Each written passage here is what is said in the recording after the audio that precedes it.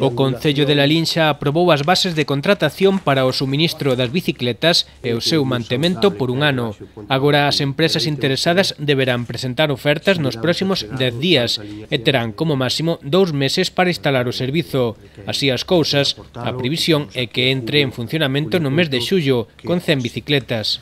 A nosa intención é, en principio, poñer o mínimo que nos exixe o INEGA, que me parece que son en torno ás 50 ou así, en funcionamento, e ter as outras de reserva, non?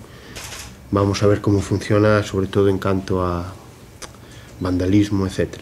4 das bicis serán eléctricas ou de pedal asistido, polo que a ubicación das bases e os aparcamentos depende de que haxa enganche para corrente eléctrica e informática. A idea do Concello é ubicar os depósitos na zona da Praza da Igrexa ou das Pipas, xunto á estación de autobuses, na zona deportiva e unha cuarta que podería ir baixo a ponte da avenida Xosé Cuíña.